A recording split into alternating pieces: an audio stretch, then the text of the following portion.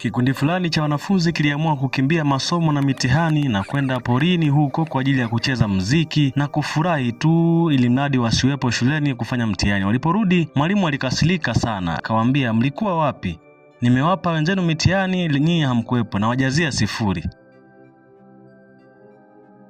Mwanafunzi mmoja akajitoa muhanga akasema, tusamee sana mwalimu, tairi ya gari yetu ilipasuka tulivyokuwa tunakuja, muda tu wa kufika darasani. Akawaangalia akasema, sawa basi, nawapa nafasi moja, kaeni kwenye chumba cha mtihani. Wakafurahi bana kwamba hatimaye tumefanikiwa. Mtihani ukagawiwa, kila mmoja akapewa mtihani wake. Walikuwa 4 tu.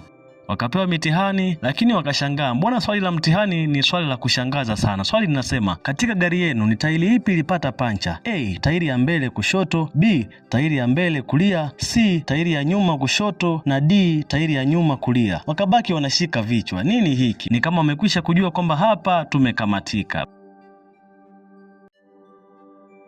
Basi bana, wakachanganyikiwa. Muda ulipofika, mwalimu akakusanya karatasi, akaenda nazo kimya kuzisahisha. Wakagundua wamefanya kosa kubwa sana na wakapewa adhabu. Tunajifunza kwamba siku zote, hata kama uongo utakuwa mzuri kiasi gani, lakini ukweli ndio unaoishi siku zote. Hivyo jifunze kuzungumza ukweli, haijalishi unaonekanaje.